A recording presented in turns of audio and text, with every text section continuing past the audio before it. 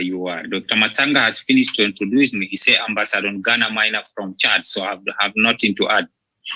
Thank you so much, and thank you to having me in your show, Dr. Matanga. Thank you very much, Ambassador Ghana Minor, my friend, comrade.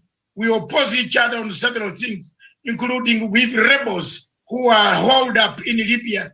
I don't agree with them for them coming to Slain to kill a president, and then they run back to the desert. Next is Edward Kusewa from Kenya. Edward, let's greet the people. Okay, thank you very much. Thank you for the introduction. I'm very happy to listen to our colleagues from the West African region. We want to hear what Dr. Masanga has been telling us about what is going on there. Kindly share with us the truth. Is African Union dead? Thank you very much. Thank you very much. Polycarp, Norie. Polycarp Murie, Reverend Father Dr. Polycarp Murie. I am a Biafran in Nigeria. I am in Switzerland. Thank you very much, Reverend. We have two men who can pray for us this morning in case Buhari wants to take us down to the Mecca. Thank you. Next is Dr. Arome Salif. Dr. Arome, if you can turn your equipment, you're upside down, sir. I want to be a honest African. I don't want to bury you when you are still alive, sir. Thank you, Dr. Arome Salif. We can't hear you. Unmute. Okay, yeah. Good morning, everyone. My pleasure and great privilege to be with you this morning. Volume. Wonderful opportunity to have very intelligent and instructive conversations on topical issues as pertains to Africa and the welfare of its people. So I'm very interested and enthusiastic to get the details of this conversation and possibly make the necessary contributions, as to how best to handle and move forward as a people and as a continent. Thank you so much. Thank you, Dr. Arome Salif from AYJF. Is a security organization it wants to hear, and it gathers all African. They want to hire. That's very good. You'll learn more from me today. Thank you very much. George Kese. Thank you. I can see you are wearing the same equipment. Yes. Good morning, everyone. I am from East Africa. So today I just want to know the narrative that is being pushed on the media, because from the northern part of Africa, we hear a different kind of narrative that we don't understand. We get a lot of information that is not correct. So we can't get informed enough to understand the situation. And also in the case of African Union, based on the incidents that have been going on, and African Union has been quiet enough, we need to know what's the role of AU currently in Africa. So thank you so much. Thank you very much. Castro Nkume. Thank you very much. I guess that name is from somewhere near Rwanda. If I'm not, Rwanda or Burundi. I studied morphology and anthropological difficulties. But if I'm wrong, tell me. No, I am a Biafran. Yes. I'm wrong then. Nkume is from Biafra. Okay. Yes. We have Nkunda from Rwanda.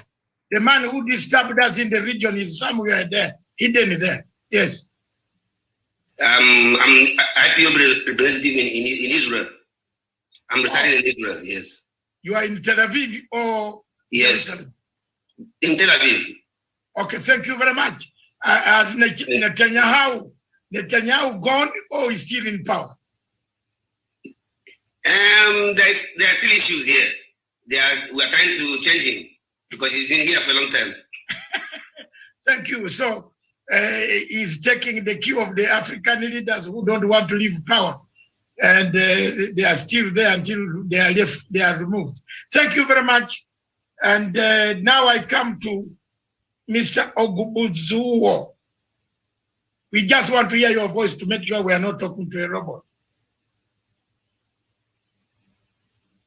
Mr. Ogubuzuwo. Okay, we come to Michelle. Let people see you. Good morning, everyone. Thank you for having me on this panel, Dr. Matsanga. I am from Kenya, and I work with Dr. Matsanga at Pan-African Forum Limited. Thank you.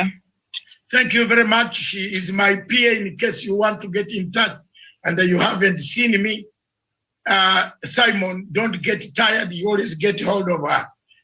So thank you very much. And then we have Javani Karanja from Nanyuki in Kenya. Yes, go ahead, unmute. People want to hear your voice. Unmute. Unmute, yes. Yeah. Thank you very much, Dr. David Matsanga, for convening this great summit to discuss issues that affect us as Africans, Dr. Matsanga. And I will say that the solutions, the great future of Africa lies on its people. Therefore, it's a great forum, and I'm here to learn a lot on what is happening in North Africa. Because as in East Africa, we discussed Hold the fire. Hold the fire. You are coming. Hold it and bring it when we come. Jocelyn,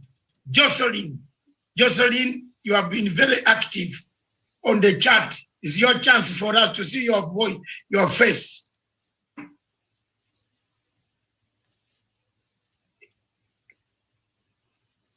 Yeah, we have very many.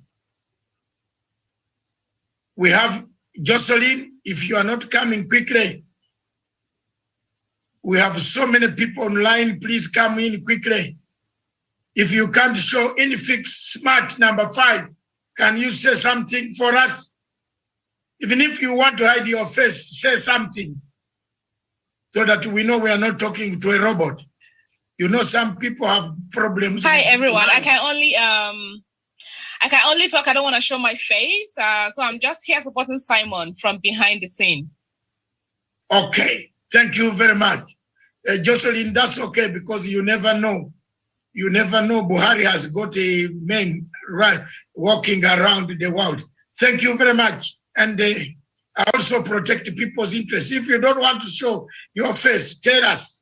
Some of us have shown our faces. You know, some people have problems. Hi, everyone. I can only talk. I don't want to show my face. So I'm just here supporting Simon from behind the scene. Okay, thank you. Thank you very much. Then unmute. That's okay because you never unmute, Jocelyn. Unmute. Buhari has got the men walking around the world. Thank you very much. Yeah, that's very good. Namdi Igwebwe. Meanwhile, Chuku Matthew and Austin Ibuka. All of you can say hi, even if close the doors. Hi, this is Austin Ibuka. I'm here to support my brother Simon Ekpa. Okay. And Namdi Igwebu. Joseph Okoye. I remember Brigadier Okoye. Are you related to Brigadier Okoye in the Biafran war? There was a very senior Brigadier Okoye there. Joseph Okoye. Okay, Shoni Wesonga.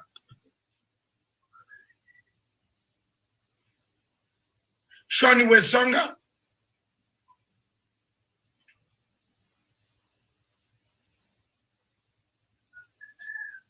Okay, fine. Bro Chindera. Ati Chindera. Chindera must be from one of those places. Hey, good morning, sir. Thank you. There's a brother Chindera here. We are here with the Powerade, Red Bull, and the Local Z to support our brother Simon Ekpa in case if you need an energy. Thank you, sir. Hey, okay. Miriam, Simon Sean Wesonga, are you there from East Africa? Chuku Matthew, are you there? Or you are also with Red Bull and the bull behind? I'm here. Good morning. I'm here to support my brother Simon and very Reverend Father Dr. Polycarp. Thank you. Okay, thank you very much. And Ambrose Otachi, I believe from East Africa. Yes, I'm very much available, Dr. Masanga. Are you also supporting me? Because I can see Simon has come with a battalion. So thank you very much, viewers. Thank you very much, Ambassador Gaina Maina, the rest of you there, all of you, Francis Ferdinand. I believe you are one of those also. Yes, I'm here to support my comrade Simon Ekpa. Thank you. Yes. Thank you very much, viewers. Now, I return you to the beautiful voice. You see, for us, we share now gender parity. We don't want Jocelyn to accuse us that it was only men speaking. So we now return you to gender parity, to hear the beautiful, beautiful, quiet voice from East Africa, from Punchline Africa Television. Miriam Ogutu is our senior anchor, a senior researcher for my Punchline Africa Television, based in Nairobi and Africa. Thank you very much, Miriam. I hand you back. We shall be both be moderators. When I see some things, I will come in to interject. Miriam will take us through in timekeeping. I will be noting points. She will be noting points. And therefore, I return it to the lady. Ladies first, but we made ladies last. Okay. We are sorry. That's okay. We are Cubans. Okay. I'm a Cuban train. That's okay. We all come as comrades. Mm-hmm. Thank you. That's okay. Dr. David Matanga, thank you so much for taking us through that first session of introduction, and also we're able to know some of our panelists and wherever they're watching us from across the globe. And thank you so much for being part of this program today. We have been looking at this topic now. We have featured East Africa, and then we had featured also SADC the last time we had this conversation. So today we shall base our conversation around West Africa, Central Africa, and Northern Africa. Is the African Union dead? And to start us off, I think we are ready to hear submissions now from Simon Ekpa. Go ahead. Thank you very much, moderator. Is my voice clear enough? Yes, we can hear you. Yes. All right. I really appreciate the fact that a lot of people are here to support me. We Biafrans are moving always with one spirit, and that's the reason why almost everyone that spoke here from the West Africa, they are here to support Biafra, and support Mr. Simon and every other Biafran on this platform. I will be presenting a case, and I will be arguing on some certain important issues on this particular panel today. The question of whether African Union is dead, I would say African Union is not only dead, and if anything like that exists, they have become dormant. A lot of issues we are going to analyze with this short time I have here.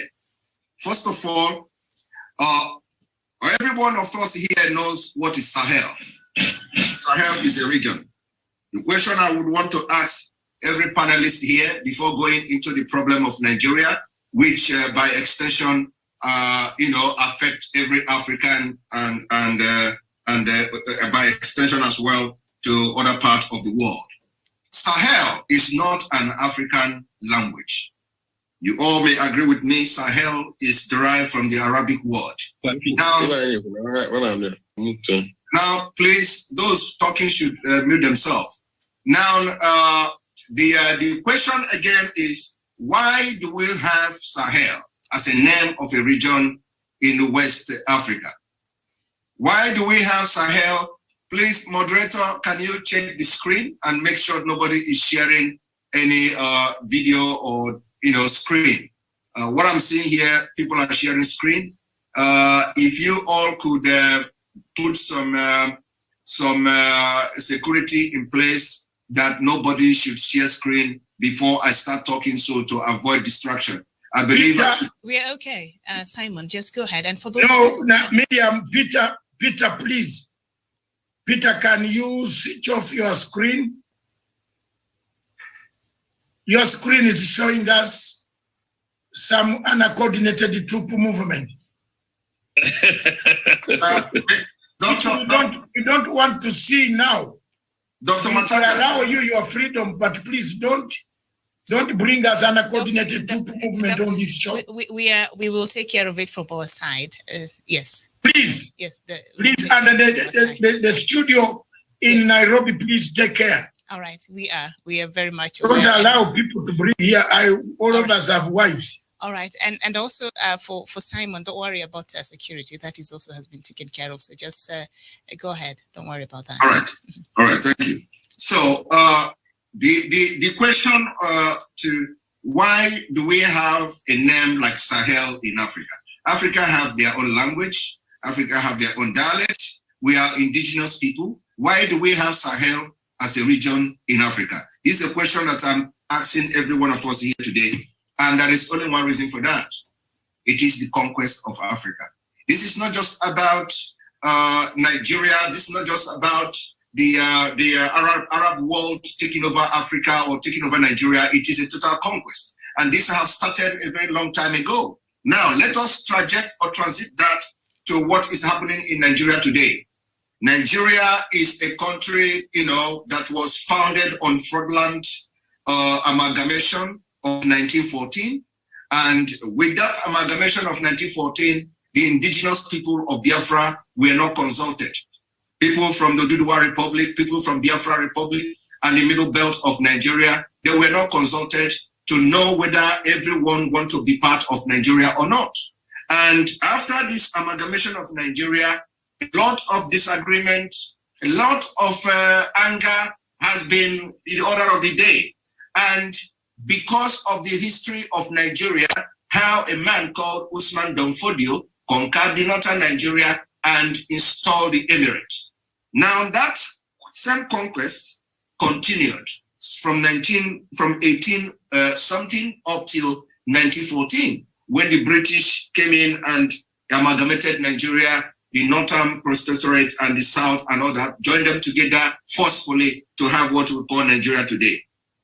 Since then, we have been having a number of genocide, number of ethnic cleansing, killing, massacre of the people of the eastern Nigeria, mainly the Biafrans.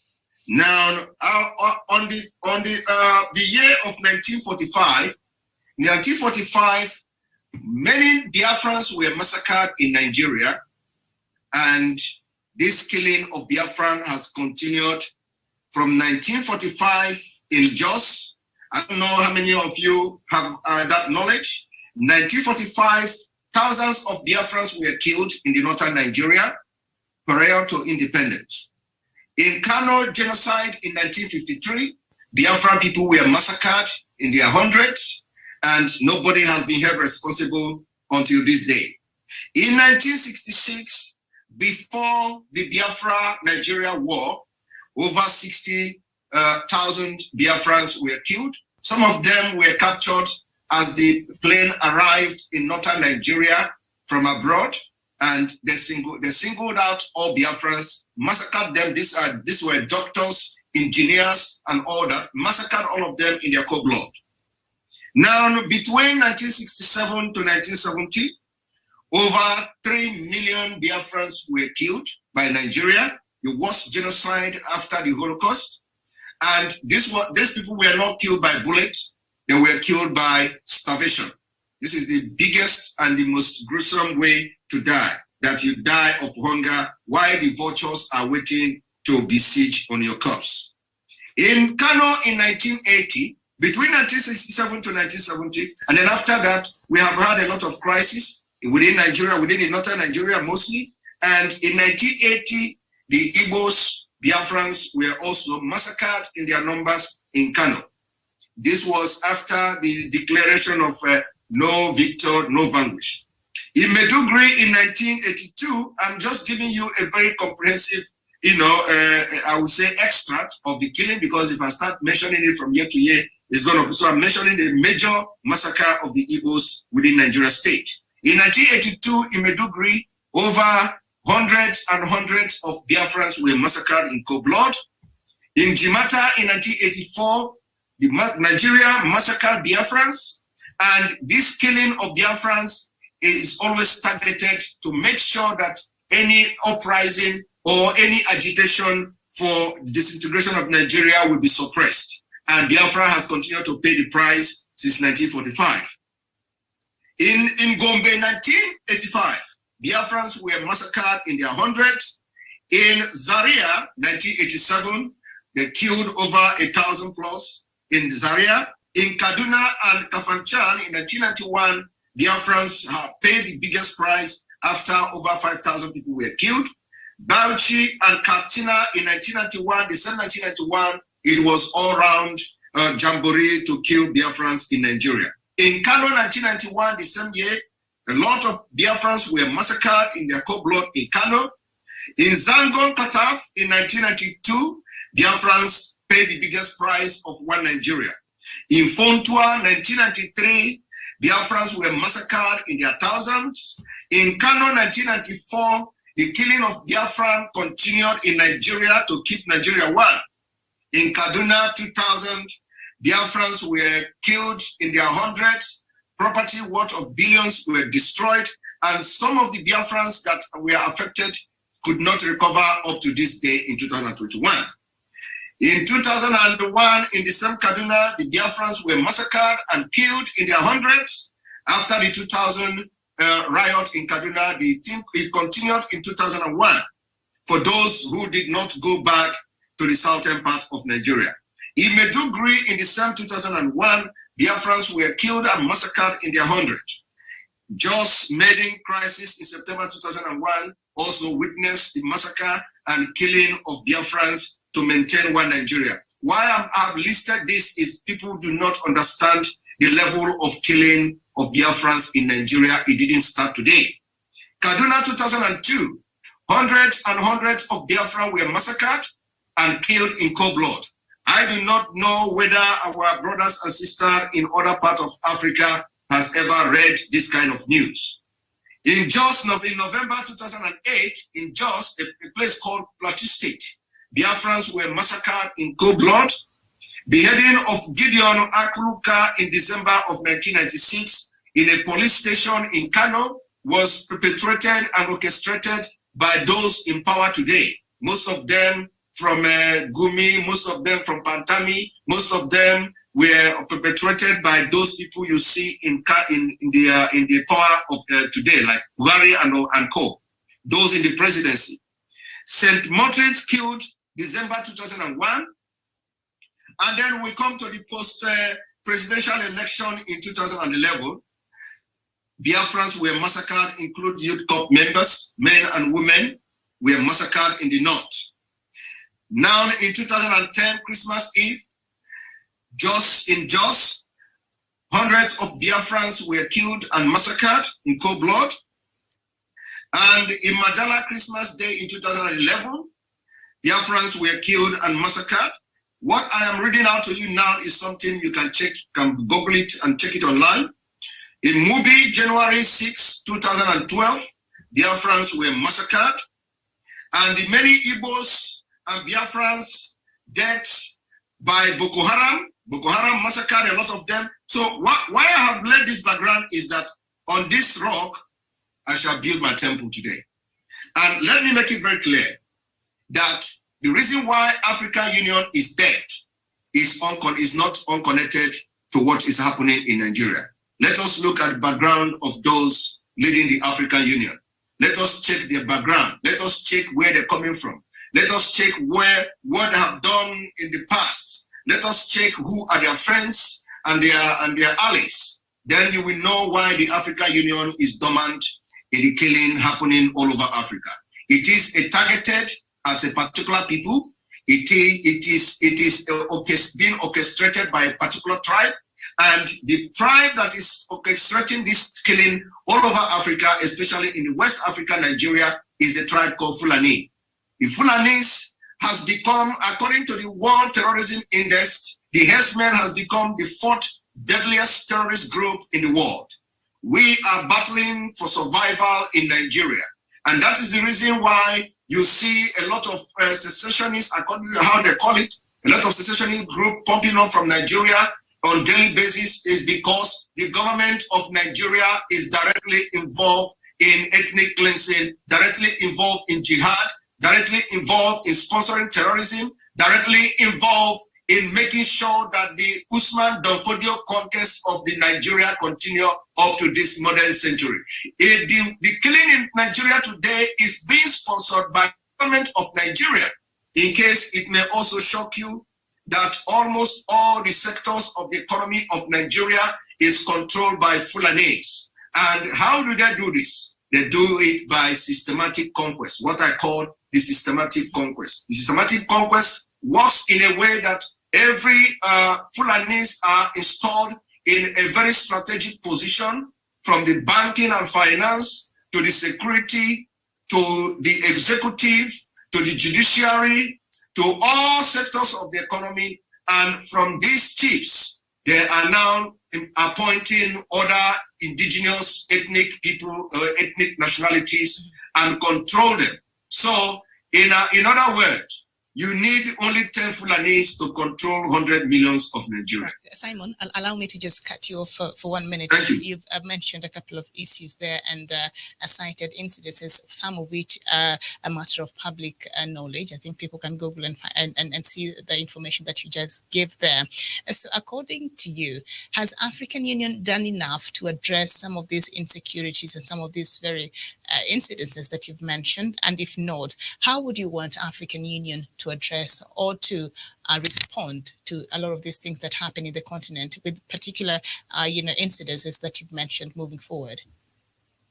African Union, with all due respect, like I said, is dormant. And for African Union to work and become effective, the president of African Union or the chairperson must resign. That's number one. He must resign, and there must be overhaul of the entire African Union. Because with the body language of the African Union, they are working in hand for a total conquest of Africa. And we must, the new generation of Africa must resist that. All right. With the current setup of the African Union and the nonchalant attitude from them about the killing going on in Africa, especially in the West Africa, in Nigeria, for example. Do you know that on daily basis, thousands of people are chased out of their home? Do you know that on daily basis, hundreds of people are being murdered and slaughtered by Fulani herdsmen? Do you know that on daily basis, we see military escorting people out of their ancestral land? And not even the government of Nigeria is talking, nor the African Union is talking. So the point is that when you watch the African Union with what they did to Gaddafi, I am going to analyze that later on in this program. With what they did to Gaddafi, it is a long-term planning how to take over the entire Africa and turn it to whatever they want. And that's the reason why I asked the question, why do we have a name called Sahel? Why don't we use a different African dialect to address a region in Africa? Why must it be Arabic? We know that so many African countries speak Arabic and all that. But in those regions where you have this Sahel, why do we have Sahel as a region in African continent? Okay. Thank you very much, Miriam. I want to intervene. One half a minute. To me, African Union is dead. It is not dormant. It is dead. Boss, a dormant thing can see someone, but this is a dead thing. Thank you. It has died. Simon, it has died. You mean they don't see Buhari? Buhari dresses up in those long things of yours from Nigeria, goes to African Union, 6.1 feet. I know how tall he is. 6.1 feet. He walks on in African Union when people are being killed, when Boko Haram is slaughtering people, when kidnap is taking place, and you tell me it is dormant? Simon, this is not dormant. It is a design designed by the French who control Buhari. Total Oil controls Buhari. I can tell you the people in your country who are controlled by Total Oil and Alcatel. You know the telephone called Alcatel. Obasanjo is a life chairman of Alcatel. Have you ever seen a life chairman in the world? He never uses that post. French, whose telephone is Alcatel? You live in Europe, sir. Who owns Alcatel? Is the French. Look at Total Oil. Buhari once knows, he told us, 100 days into power, I will crush Boko Haram. I am beginning to understand and agree with those who say, Miriam, that Boko Haram is sponsored by him. Yes. Thank you, I'm Doctor. talking on behalf of Nigerians who are dying. Thank I'm you, not Doctor. playing. You are right. I agree with you. One Nigerian dead is very bad for me. They are my brothers. We want a united Africa. But you cannot unite Africa when you have Africa with wounds. There are wounds bleeding. People are bleeding in Nigeria. In the southern part of Nigeria, in Port Harcourt, in Enugu, in Enugu, in Onitsha. You think I don't know these places? I have traveled there. People are dying today. Younger men are being put on Land Rovers and driven across the villages until their bodies are peeled off. And I'm not going to sit here as an African and say, I am a very good African who read politics in the University of London. Therefore, I'm happy. I walk around with my suits. No, we have to tell people the truth. African Union is captured. It's captured by the French. They have captured that Dr. Mohammed Faki. He's from Chad. Actually, he's a brother of one of the people here. I don't want to pinpoint him. He will go. He will defend himself. He's captured. So, you tell me. Tell me one thing. You think African Union doesn't know that people are dying in Enugu, in Maiduguri? You think African Union doesn't know that kidnaps are taking place? So the Nigerian issue has spread all over the northern parts of all these countries, which I don't want now, after learning that Sahel is not an African name. I don't want to call it Sahel. God forbid. I want to call it African, Rio Africa. Thank you very much. Rio Africa. We have been infiltrated. Yes. We have been infiltrated by people who want us to kill each other. Thank you. Thank you. Look at what is happening in Mali. Look at what is happening in the Central African Republic. Tell me, is there tourism in the Central African Republic? Why should there two Airbus leave Paris, the Go Airport, flying into Central African Republic to carry what? Are there tourists there? There is a war in Central African Republic. Why should two airplanes always fly there every day? Two leaving, two coming in. I've done all these logistics. They carry diamonds. When you talk, they finish you. And you, the younger generation, don't be worried. Many of the African leaders who talked like I'm talking have gone. But let me also leave a legacy by speaking the truth. That the problem of Nigeria ashames us. Nigeria, with a population of 200 million people, we would be trading. When I see Nairobi refugees, Nigerian refugees, how do you explain to me that Nigerian refugees can be very many in Nairobi. Instead of them coming to visit Nairobi, they have come to seek asylum. Surely, we should keep quiet? No. So for me, I don't know whether I will have supporters on this panel. Amelia was only persuading supporters to support me in the motion later on that African Union is dead. Thank you. Sorry. Okay, Dr. David Matsanga, and also earlier there, Simon Ekpa, I think, Biafran, as he says there. Now I'd like to bring in Ambassador Maina Ghana from Chad.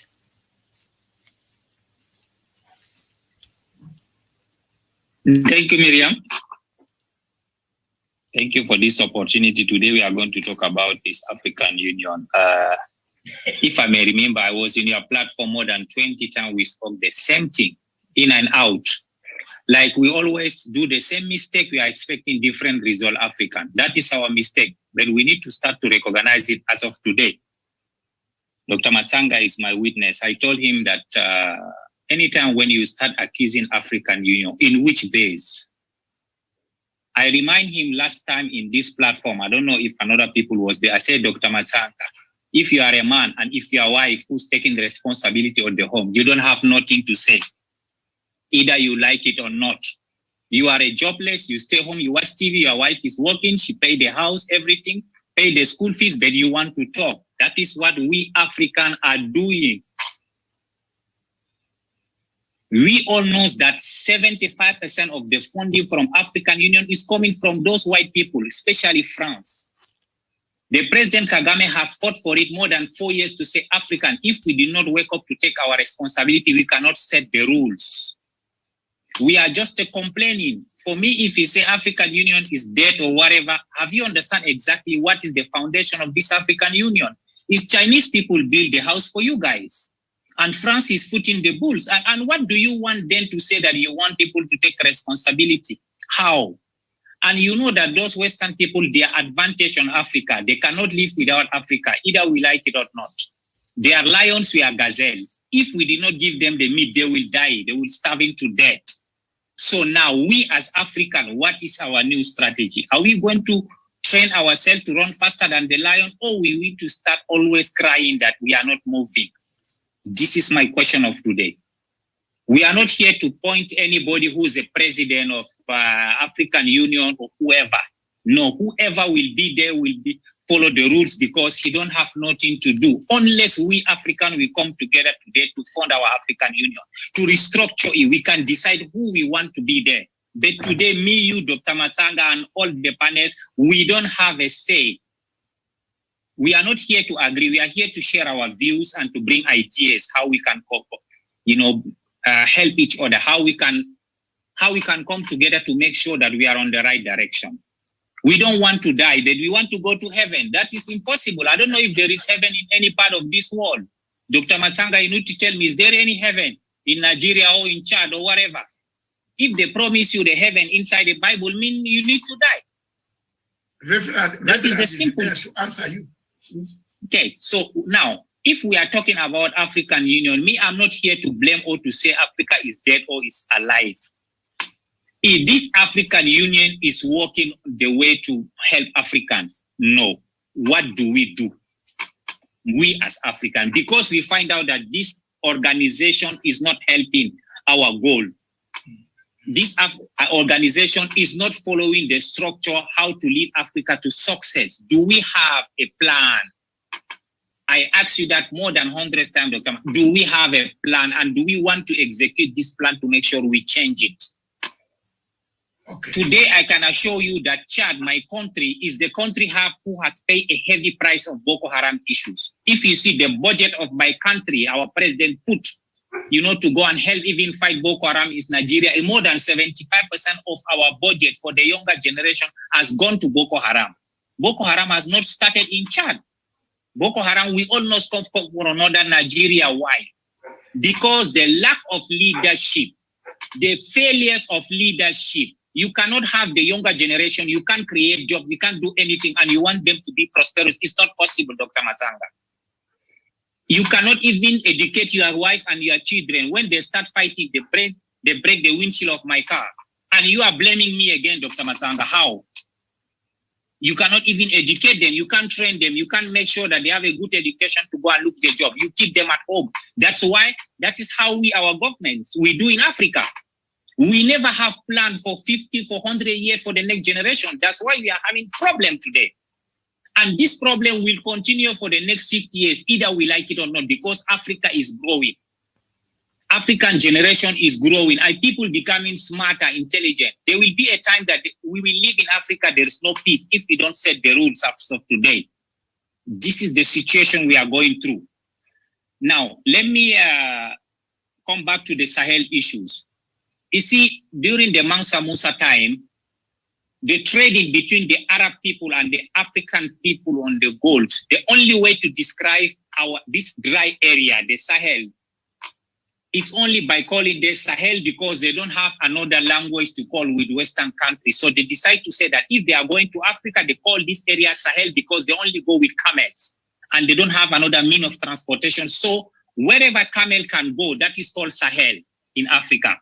So for me, I'm even happy that Arab people call it Sahel, that Western people give us names. Today, all the division we have in Africa, because we divided by the Western system. We call it Uganda, we call it Kenya, we call it Nigeria. Why do we call all this? We can call fellow Africans.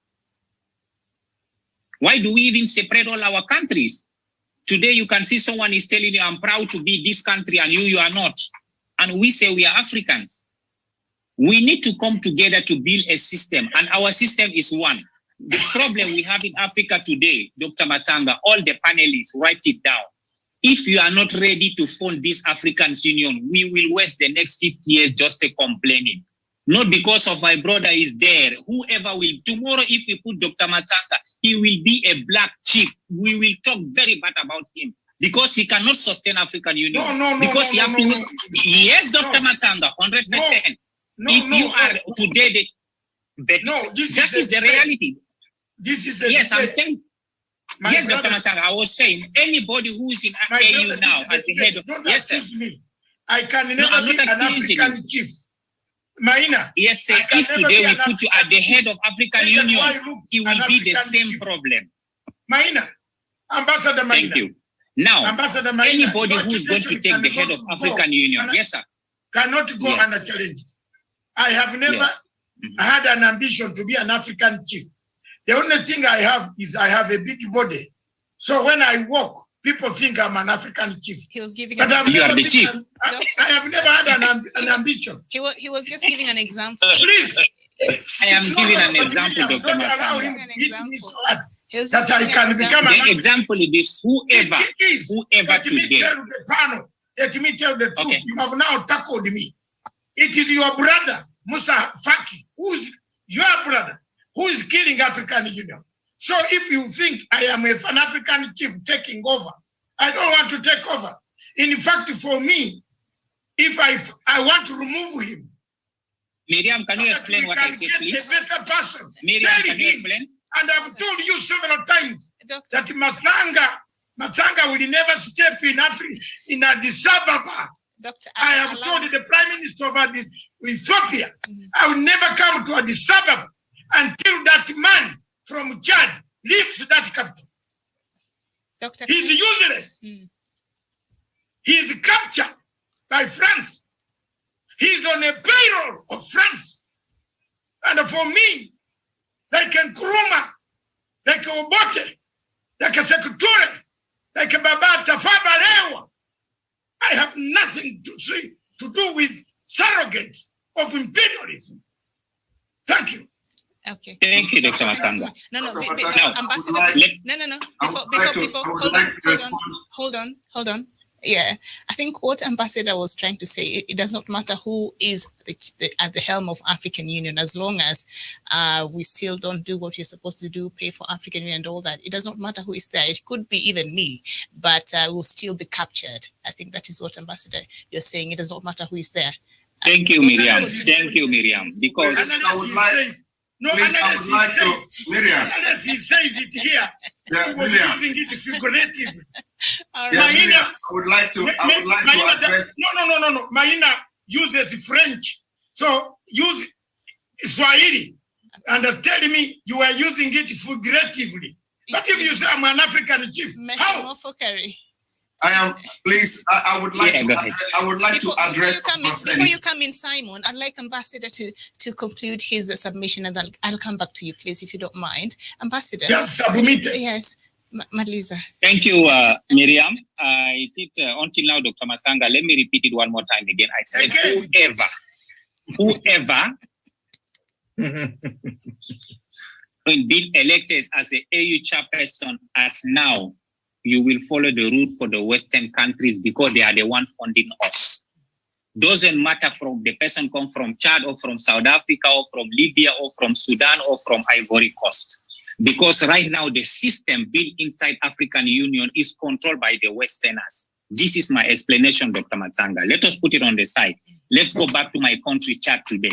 I will see you somewhere. Thank you. I'm ready. Now, let us go back to my country chart. You see, in Africa, the difficulties we are having, we don't want to acknowledge the system. Our government is very weak because many people, sometimes when you stay longer in the power and without realizing anything, just the basic for the humans, everybody has tendency to be a rebel, either in Chad or wherever, because it's the simple things that the population, 99% of the African population, they don't need even to be wealthy. They have just a basic education, healthcare. They have their family happy, but we cannot provide it. That's why you see many countries always they are fighting, either in Chad, either in northern Nigeria, either in Mali, all those. Because you can't see somebody who have a good life and start fighting the government is not possible. When you see that people are very tired with the government, something is wrong somewhere. Now, sometimes the loophole we Africans are living, that's how Western people use it against us because we are playing with the deadly weapon. Why? Because we don't want to educate our generation and give them jobs. So somebody else find an opportunity to come and use them against you. For me, I don't want too much to complain about Western countries if I did not find my problem. I did not understand where did I get wrong, how this thing happened, how did we leave this thing to pile up. Today, you see all the regions. We have the Sahel region. We don't have peace. Chad, Libya.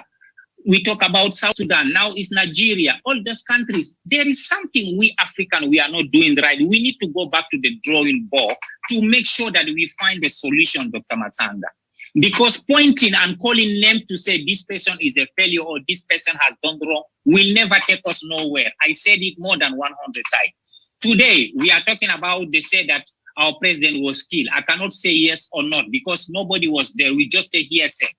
And the majority of the biggest propaganda in this world, they are news. They can tell you whatever now. We are controlling by news. We can't say yes, he was killed. But we need also to acknowledge Dr. Matsanga. I am coming. We need Dr. Matsanga. Can I finish? Still alive. Was he not murdered though? Can I conclude? No, Dr. Matsanga, he has been murdered. You don't get the point. You cannot go to the front wall without Dr. Is the president of Chad still alive? Former, the late. No, sir. Baby is dead. Yes. Can I continue? He was murdered. No, sir, he's dead. Now, Dr. Matsanga. Matsanga, you cannot go to a front wall without having a collateral. He is not the best person in Chad. How many Chadians died? He went to the front. No, he went to protect also the Chadians like any soldier. So he died to the front wall. It's normal to everyone. What do you think that he's the best among the old Chadians? Who killed the other people? How many Chadians died in the front wall? Killed him. How many Chadians died in the front wall? Me, I'm not here to accuse. I tell you. Answer the question to Africans. Dr. Matsanga, I'm telling you always, I am not here to tell you who killed, who did not kill. You are the one who know. Me, I don't know. Right, you tell us, Dr. Matsanga. We have to move on now. You tell me. As you conclude. Ambassador, I'm waiting for you. As you conclude, Ambassador. Dr. Matsanga did not let me to conclude. No, I'm saying as you conclude now. Yeah. Okay, we as Africans, we need to come together today to make sure that we find all the situation and make sure that we step on it, not just a Chad or Nigeria, wherever. we need first to make sure that we rebuild this African Union, because when we rebuild this African Union, any country who have problem, we can step on the country and take a decision without the Western countries. But without money, it's not possible, Dr. Matsanga. Why? They have NATO, because they are very powerful. Any country in Europe wants something, they will send the army. We don't have that. We are waiting France to fund us. All right. Dr. Matsanga, we need to have a strong African army that any country who's want to mess with us, we can step and what can I say? We can step and defend our nations. And, number one. And number two, we need, go ahead. There's a question there by Jocelyn, one of our panelists there, who's asking the question, and why can't Africa then fund AU? Why can't we fund AU? What is the problem? The majority of Africa, AU is funded by countries. Every country have the amount of money they need to contribute yearly. Now I asked him, if he's from Nigeria, I am from Chad, you are from Kenya, go and ask your government, how much are you contributing for the AU and how many years you failed to contribute? Ask them, they will tell you. Do you know that in 2020, more than 25 countries has never contributed for African Union? But we are crying, you tell French people, bring your money and we need to help ourselves. Because if we don't contribute for our countries, always we are in big trouble. That is the situation. Thank you so much. We need to ask our countries how much. All right. I know President makes our contribution. I believe that. Absolutely. Thank you so much. Now, before I go to Professor Simon, Miriam, yes. Miriam, yes. There is a professor, there is a guest up in the corner whose hand has been up, Reverend. All right. I will not take time. Intervention. Yes, Polycarp. I will not take much time. I will not take much time. Just a few minutes. Yes. All right. Thank you very much. Thank you very much. Listening to this, our brother Ghana Maina. Ambassador. Yes. Ghana Maina. Yeah, Ambassador Ghana Maina. Well, I do not know whether he's a government ambassador or a peace ambassador, but whichever way. If you listen to what he said here, you will know exactly where the problem of Africa is coming from. You know, the way of thinking, his way of thinking is actually the problem.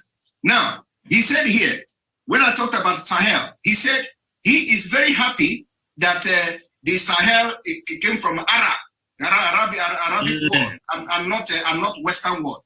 Hey, Simon. No, yes, that is a problem. Why can't he is not happy? He's happy that it is Arab word, and then he's not happy that he will not be happy if it is an African, because in that place he claimed that there is no African language or African dialect to be given to the name of that particular region that is now Sahel. But he is happy that it's an Arab. Now, I want you all to think about what I said from the beginning, the conquest of Africa. Where is it coming from? It's coming from the Fulani. I don't know which tribe he belonged to, but this is a display of exactly the African problem. He is thinking of having Arab word instead of having Africa. Instead of we don't want to have African word there. And he's here claiming to us that there's no African language in that particular region to be given the name the Sahel. Now he is happy with Arab. That is number one. Number two, he also said we need to go back to drawing board. My brother, my sisters here in this panel, that's exactly what the Biafrans are doing. Thank you, my brother. I'm with you. We want to go back. Yeah, we want to go back to the drawing board. We want to go back to the 1914 amalgamation, the fraudulent amalgamation of the British. We want to start to rebuild Africa. We say that the downfall of Africa starts from Nigeria, and the disintegration of Nigeria will end the impunity, the killing, and the insecurity in Africa. How is that going to happen? It is going to happen because as we sit here today, Nigerians are all over the countries that are seated here today. You cannot go to my village. You cannot go to my village now. You will find somebody from East Africa. It is not possible. You cannot go to my village now. You find somebody from Chad. It is not possible. But go to Chad, you are going to see a Nigerian. And when you ask the Nigerian where he's come from, he's going to tell you, I'm from the southern Nigeria. And when you ask the southern Nigeria, where did he come from? He is either Oduduwa or a Biafra. Now, that is something applicable to the European countries. The Western world, America, Asia, go there. Any country you go, you must see a Biafra. Now, Why is Biafra going to be different? We are going to have a collective ideas coming together to build a country that Biafra, Africa will be proud of.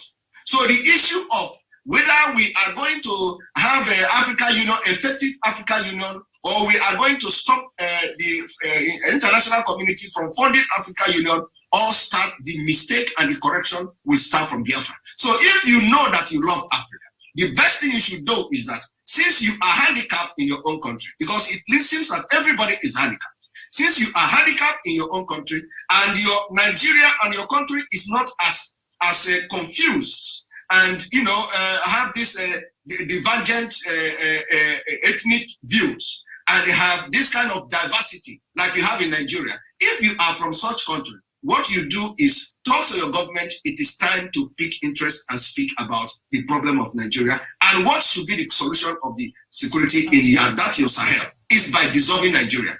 Now, how will dissolving Nigeria solve the security in our Sahel?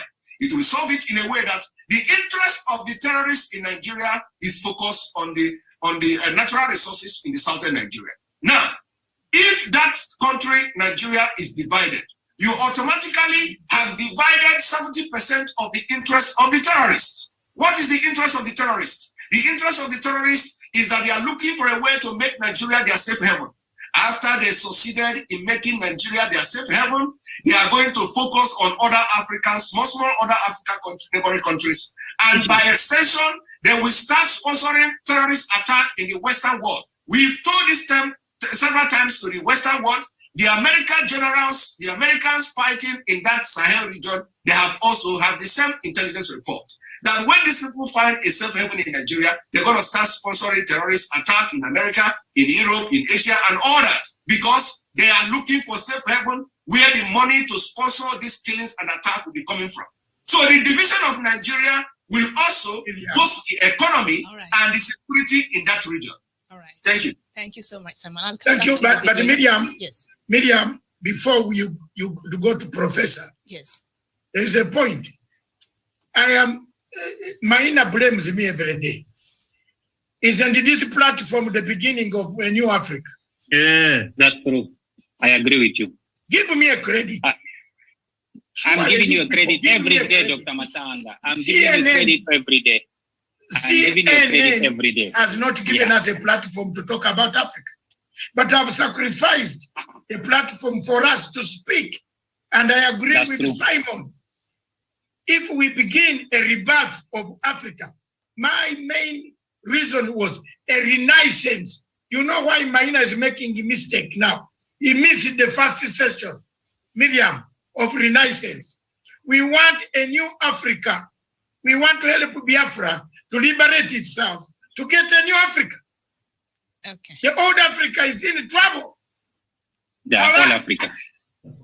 Yes. All right, thank you so much. Doctor, you'd mentioned, before I bring in Professor, you'd mentioned another of our panelists. I'm not able to see all of them from where I'm sitting, had raised their hand. There is Dr. Reverend Father Dr. Polycarp. Mm-hmm. Could you say something, sir? Unmute. Mm-hmm. Unmute your phone. Sorry, I'm sorry. It's okay. I've just wanted to make an intervention. Go ahead. On what Professor Ambassador Ghana Minor said. I would see he was not entirely wrong in what he said. Where I would not give him any credit is choosing Arab to Europe or to the Western world, because they're all the same. Whichever side that imposes on us as Africans, it is just like choosing between the devil and You are misquoting me, sir. Let me finish that. You are misquoting me, please. About what he said about African Union, I align with him. African Union is dead, and it is dead because partly because of the founding. And I see these things we are talking as all talks, no action, because right since when I was studying philosophy, we started talking about African predicaments. We talked about the contributions of Julius Nyerere, Azikiwe, BT, Kenyatta, and the rest of them. And we were on agreement that we need a sort of mental decolonization. And that is what the commander of the Africa Political Command Group, Command Center has always been saying, this renaissance. That is what we need. The foundation is faulty, and African Union cannot in any way help. Only individual nations will go to do this rebate. It is strong, the only strong nations that can found an African Union that can have a say. If you come to Europe, before European Union, all the independents and the member constant countries, they are all strong. They can stand on their own. They can have power of their own. But that is not the case in Africa. The divisive foundation, which all of you have alluded to, has caused a lot of problem. Go to Ghana now and Togo, you see how they divided part of airways, partly in Ghana, partly in Togo. Go to Chad, Nigeria, you see Fulanis that divided partly Chad, partly Niger Republic, partly Nigeria. Never in one country. And that is where I picked a sense in what Simon accused the professor about. Because of maybe alliance of Chad with Arab people, he thinks it is better that the Arab people then gave us a name. What I don't think. I would suggest, and that is what I uphold, we can only solve our problems as Africans when we are able to solve these problems as individual nations. It is then that we can now have people who are actually Africans and represent these things we are talking about to become rulers who will now represent us in African Union. Otherwise, we continue to waste our time. There is nothing like African Union for me. It doesn't exist for me. It is not only that it is dead, but it doesn't exist for me. Right. Thank you. Thank you very much. Miriam, back to you. Reverend, thank you so much, Reverend Father Polycarp, all the way from Switzerland, and he's saying the foundation of AU is faulty, so you cannot start building on something that already has a problem. Professor Jared Onyari. Thank you, Miriam, for giving me that information. It's very unfortunate for the immediate speaker for having made that unfortunate statement. You know, the founding fathers of the continent of Africa, they were focused. They knew what they wanted. They went for it, and they got it. And even if they did not get it in their lifetime, Miriam, they ended the pattern of the struggle. What have we done with the pattern? We have dropped it down. Look at the thinking of Minor. This is where the problem of Africa is. Thank you very much. You say that I'm against him. Thank you very much. much. Look, let me just spare him because he only accused me, but someone has given him his mind. That's where the problem here is. Thank you. Thank you. When Kwame Nkrumah went to the West, they got the education. They made the wealth. When Jomo Kenyatta went to the West, when Mwalimu Nyerere went to the West, when Kennedy Kauma went to the West, when Kamusa Banda went to the West, when Namuda Skiwe went to the West, when Ben Bell went to the West, when NASA went to the West, they came back to Africa. I've listened to Minor. I have not gotten any solution. He's saying that we are captured. Yes, my grandfather told me, and mine and my fellow sisters who are here don't find me that I'm gender insensitive. But if someone comes and takes you your children and your wife, he takes and keeps him for himself. But if that wife comes, dies, you will come and bury that wife. That's what happened in most African countries. African countries, the African Union has been captured. Dr. Masanga, you are right. And at least instead of Dr. Masanga of organizing Miriam, Dr. Masanga has started organizing us. He has given us the platform. What else do you want him to do? We have started a conversation. We have started an engagement. Minor come out of Paris and come on Africa and see poverty which is in Africa. See how the health pandemic which has come, Miriam. How have we addressed it? There was a country, and I don't name it, it had only one ventilator. What did the president of that country do? He went and picked it and said that you people die.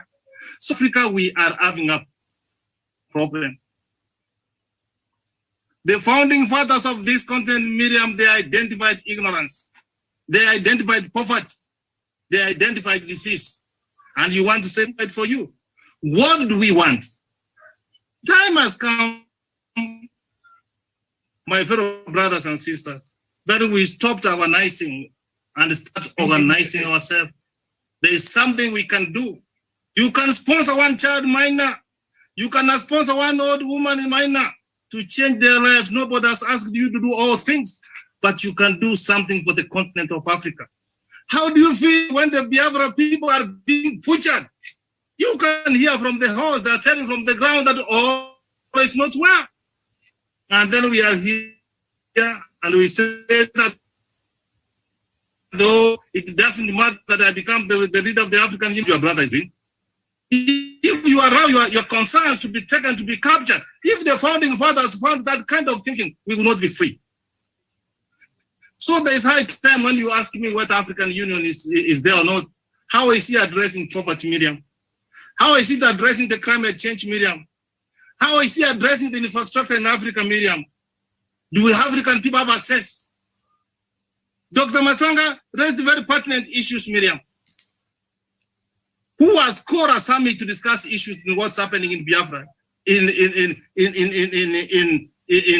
Cameroon? See what happened in Libya when Muammar Gaddafi was thinking of building the United States of Africa. What did they do? They killed him. There were more than 25 countries in Africa which were getting support of their budget from Muammar Gaddafi, Miriam. Still, in this modern time, there are men and women who are talking about it. So unless Africa Union starts addressing the issues and the challenges facing the continent of Africa, we'll get it wrong. Dr. Masanga posed a question here. Where do we have two aircraft coming to Central Africa twice in a day, coming to pick our precious minerals? He talked about Chinese building the African Union. What are you telling us, man? That is the resources for the continent of Africa, which they have stolen. And we must come together and say, Miriam, even if we don't do something, let us continue organizing and talking and addressing the issues facing the continent of Africa. If African Union is dead, what do you do? We come out with another forum, and this is what we are coming. Why do you go focusing to something which is already dead? Miriam, it's very unfortunate it happens, and when I use this example, you may have your spouse, you get a child, and the child dies. Do you keep on mourning? Oh, we had a beautiful daughter, we had a beautiful son, we had all this, he has died. No, you go to bed and make another child. So African Union, is there something we can do? I can see one is from Israel. I can see one is from Switzerland. I can see mine in Paris. I can see Dr. Masanga in the UK, and many of our brothers who are in the continent, in the rest of the world. But the problem here is you have gone there and you have forgotten Africa. So we'll keep on talking and we keep on talking. The way forward, Miriam, as I give the interest as a panelist to speak, Miriam, if you have not learned something from coronavirus, this pandemic, you may not learn anything, Miriam.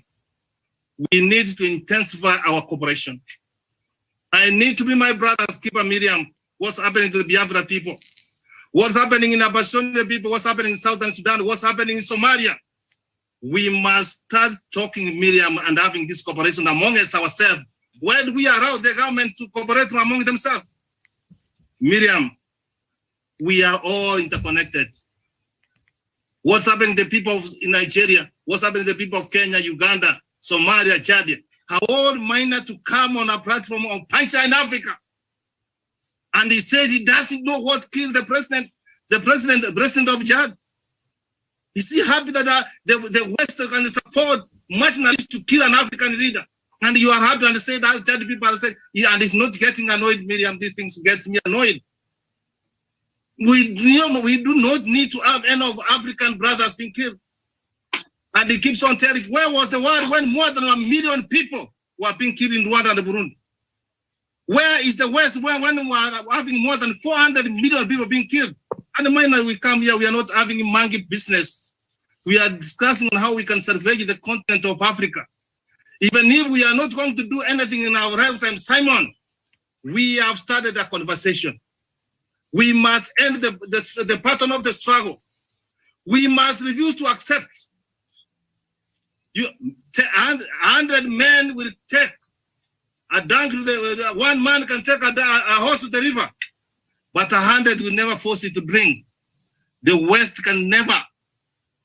In fact, the colonial masters were more stronger than the leaders we have today. But the African, the founding fathers of this continent, they said, no, we must liberate Africa. So, Miriam, we must have a corrective response. When we come out of this summit, Miriam, we must come and resolve that the rights of President Buhari should not be ever in power. And what someone has said, that is the strategy the people, the Boko Haram are using. You have said that a giant, an elephant is a giant animal. But if it goes down, what we need to be like the lion is not as big as you can imagine, but it is being called the king of the jungle. The West, they don't have the intelligent mind as we have. How can Africa develop when we have got all doctors, the best engineers, the best everybody else working in the West? And then you don't come back to develop Africa. So on the way forward, I've said, Miriam, we are all interconnected. What's happening in Nigeria should affect me. We must have a corrective responsibility, Miriam. We must intensify our cooperation, Miriam. We must redeem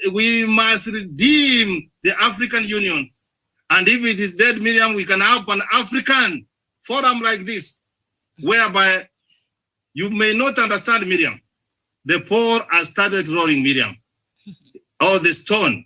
We let us continue gathering momentum. There is something we can do. There's no the thinking of my brothers like mine. Just take us forward. I submit. We have a question for Dr. Onyari, please. A question, Miriam. Maina Yuli. Let's bring. You have a question? Yeah, you have. You will give a question. Just a minute. Let's bring in one lady. Okay. All right. One. Yeah, there's a balance. We agree. Yes. We agree, Dr. Masanga. Yes, we bring in Mutinta. The question on the chat. Yes, that's Mutinta Masowe. Tell us which country you come from. Maybe cool down this temperature. Because it looks like Maina is on temperature. High temperature from the Chadian Sahara Desert. Mutinta, go ahead. Sahel, please. Sahel. No, Sahara. Can you hear me? Don't disturb. Can you hear me clearly? Yes, we hear you, Madam. Okay. Tell us which country you are from.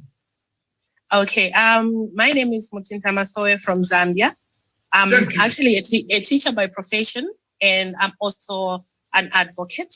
But mostly I'm passionate about women issues and also social accountability. So looking at the room itself right now, it's quite so hot right now. But then the fact is that we are fighting for one Africa. So my point here, which I want to raise, is we have been coming up with different summits, meetings every time, and still talking about same things, and yet we don't even come up with a solution to see progress at the end of the day. It seems like situations have gone from bad to worse. It seems like even our generation right now, we found these issues being talked about, and yet we don't see any progress going on. And how are we going to learn as young people if we find that our elders, our leaders that we choose to go and represent us at the summits, they end up coming and have all these arguments?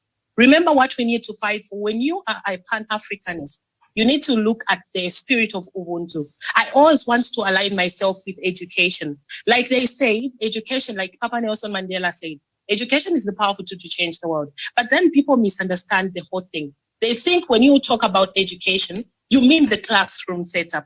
But there is more to education just that, other than just books. Yes, literature is there to teach us of what happened way back, and of course, just to be there for the sake of just referencing. But then the power should come from within. What are you passionate about? It should start from our mindset, first of all, as Africans. Our mindset is the key here. No matter what we are going to do, we can have many, many summits coming up, meetings like this. But if our mindset are just the same, then there's nothing we can do about it. So looking at, of course, we salute our leaders, like our forefathers that fought for us. We salute them. It's because they never had any education that we can say the Western education, but then they had the natural wisdom itself.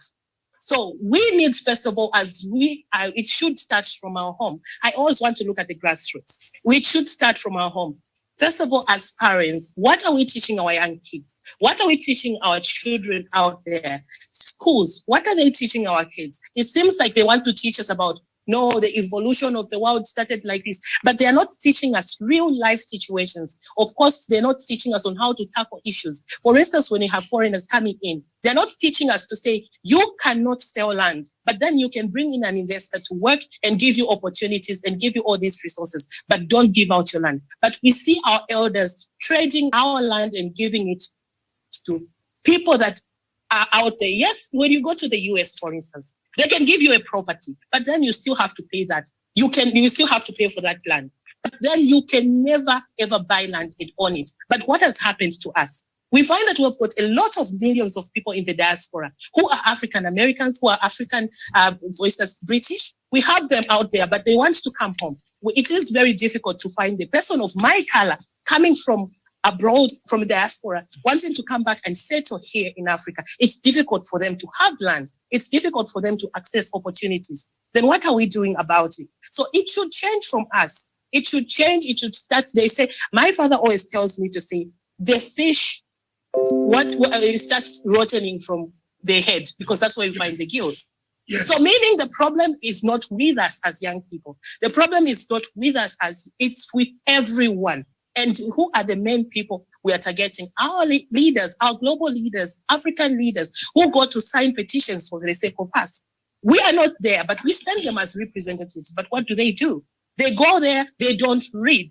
They say that we don't read as Africans. We just want quick things. So what we want to see here is when we send a representative there, let them do the work that we send, because accountability itself, it's about being held accountable. We should welcome that. And as people who are being represented, we should have that rapport with our leaders freely, because they are not doing their own work, but our work. So with all these things, we want everyone to come on board, and you can hold me accountable as well. I can hold you accountable. I don't need to become your enemy for holding you accountable. I send you to go and sign those things because you are my representative. Thank you. I submit. Thank you very much. Miriam, all the ladies, Omenuko, Adeze, Jocelyn, all the ladies in that order. Omoniko, Adeze, then Jocelyn. Omeniko, you have 3 minutes.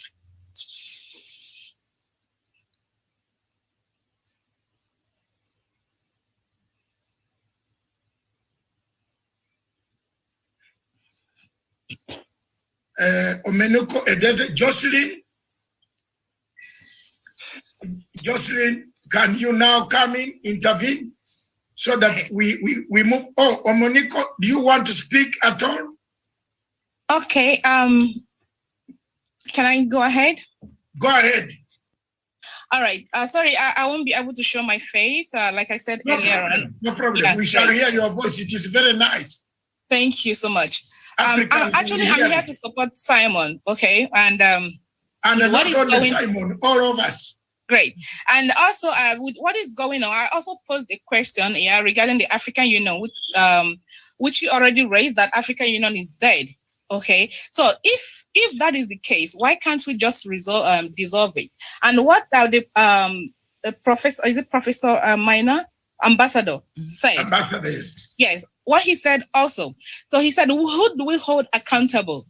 If if African Union is being funded by the white people, who do we hold accountable? Okay, the thing is, why can't we have a body? Why can't we have a body that can hold each country, each African nation accountable when they do not pay their dues? So that way we can be able to have our African Union run by us, not from the foreign world, not from the white people. We have what it takes to put African nation where it needs to be. We have the resources, we have the money, we have the fund. So why are we still like begging the whites? Why are we begging them to help us out? Why are we begging them when we have all it takes to do that? Okay, that is my question first. Then coming back to Nigeria, to Biafra, okay, probably they are not seeing what is going on, or they are seeing it, everybody's being quiet about it. Our people are being killed on daily basis. Okay, we are getting threats from the northern leaders. A senator also threatened the southeasterners. Okay, they said, if we want to toe the line again, somebody's talking. Okay. Mr. Madu, say first, switch off your mute. Yes. Mute your phone, please. Thank you. So, this man has threatened the southeasterners again. Why are they threatening the southeasterners? Because the world has kept quiet and turned a blind eye to what is going on to the Igbos in Nigeria. They have been killing us right from day one. You know, we are losing people on daily basis. They go to houses, they arrest the youth, and they call them gunmen. Then nobody saying anything because they've got the weapons, they've got what it takes to suppress the people from the southern region of Nigeria. So we need the world to look into it. Now, since the world is not paying attention to what is going on in Nigeria, then we should run to African nations, our own brothers who are very close to us. Let them put out the news out there. A senator cannot come on air and threaten a whole people with war. They cannot do that. Another person came on air and he was being interviewed and he's saying that they are going to retaliate. What did the Southeasterners do to the people from the North? They came in as strangers. They conquered the Hausas, and the Igbos are saying they cannot come into our land to take over these ancestral lands given to us. But they said no because Nigeria is being given to them, that they own Nigeria. The thing is, it's a systematic conquering of a nation, and when they are done, if nobody is paying attention, or if the whole African nation is keeping quiet, trust me, when these guys are done with Nigeria, they will move down to other African nations, and nothing will be done about it. Right now, we have the foreign terrorists in Nigeria. They are everywhere. They've surrounded the whole people. The military, they are busy supplying weapons to these people. They are busy, they are busy keeping them safe. They are busy, supporting them. And what do? We are being quiet. People are being killed on daily basis. You need to see what is going on. A man was shot.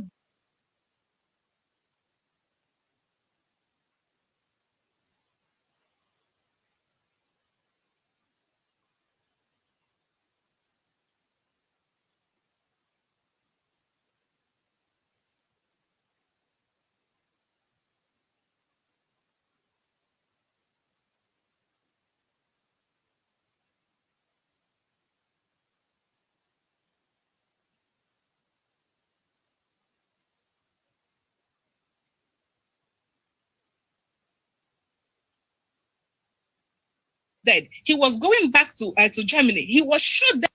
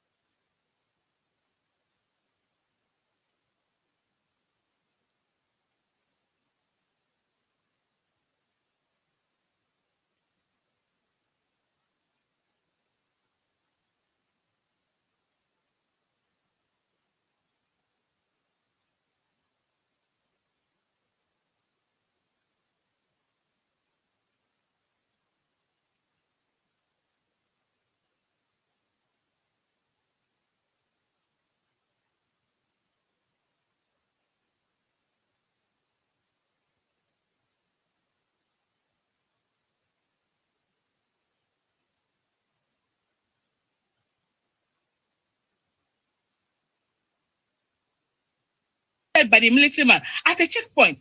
What did the guy do?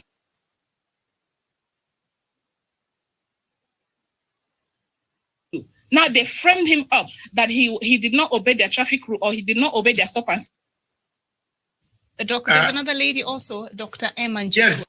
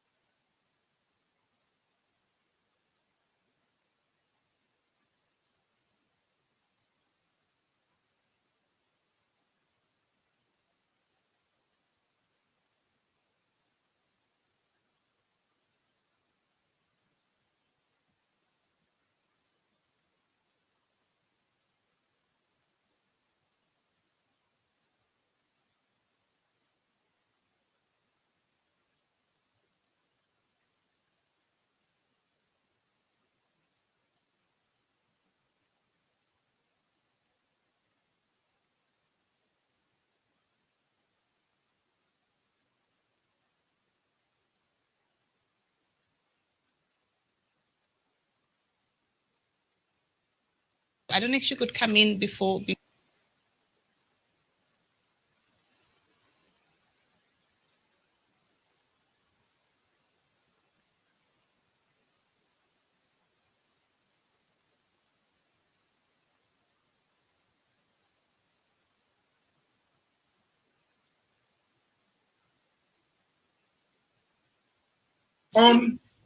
Hello, Dr.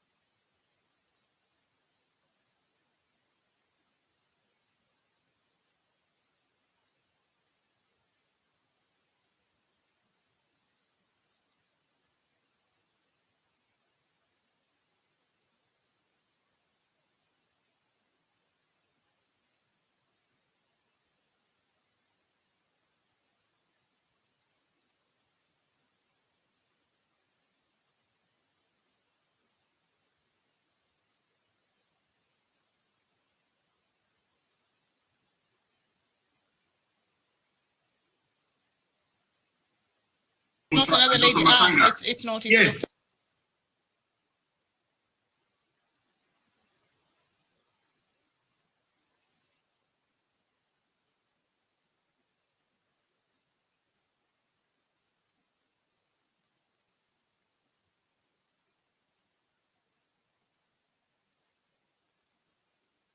You suggest, I think that's the best suggestion.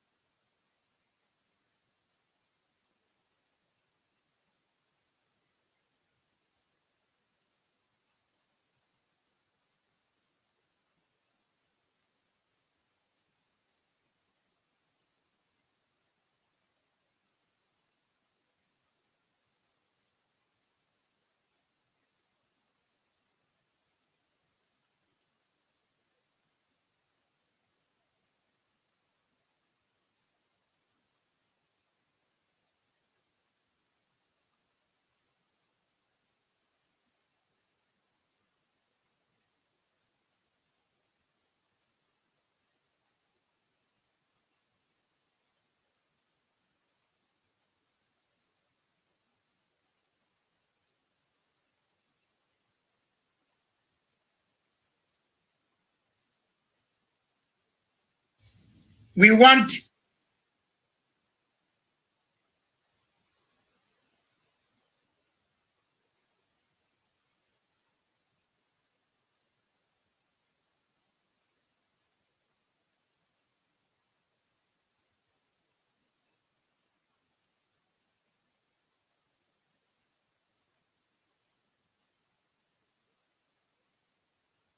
let's see. Let's get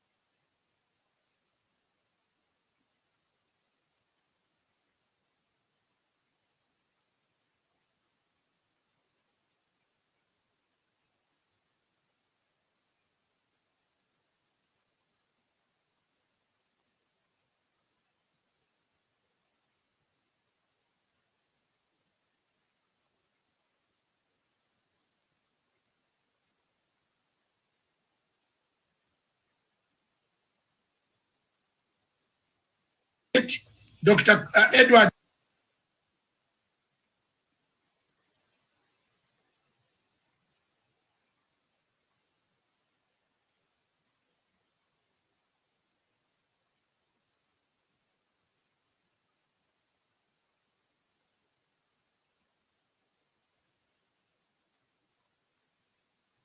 Take your things and run away. That place is not safe for you.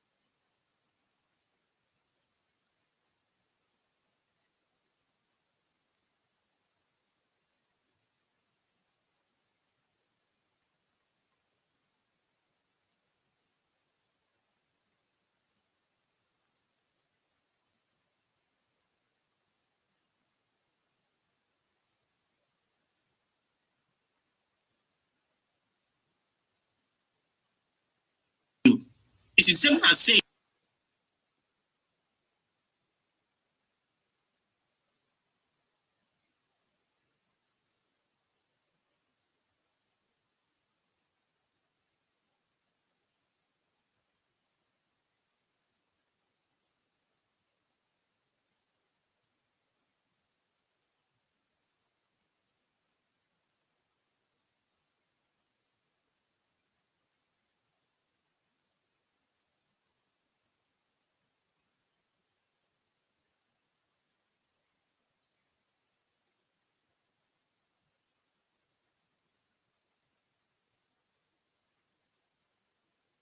African Union, there it is. Look at the xenophobic.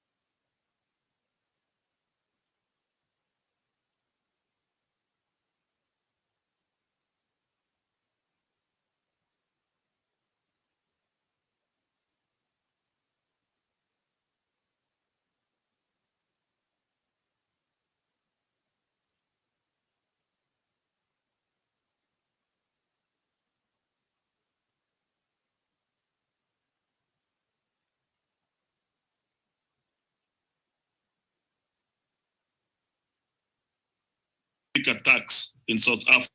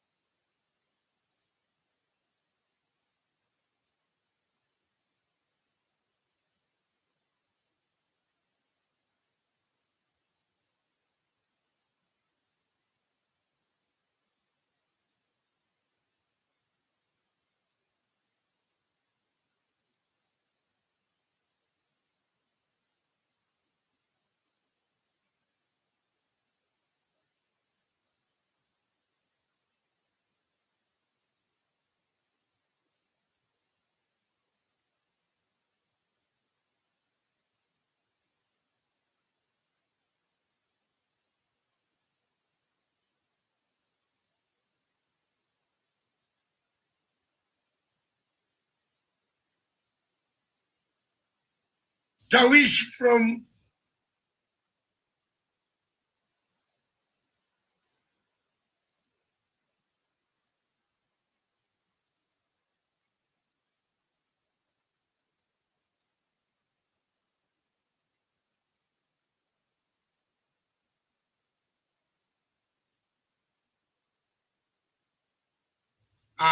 we saw our dear ambassador.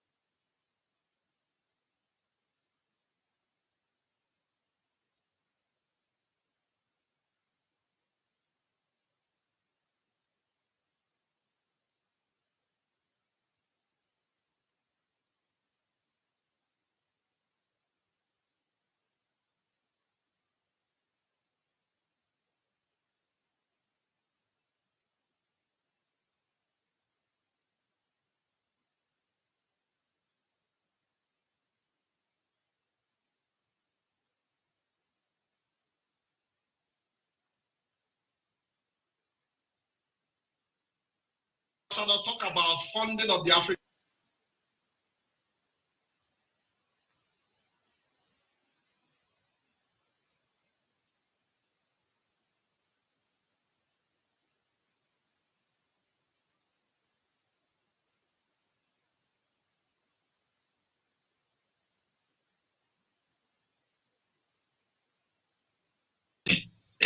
Si nous continuons dans le même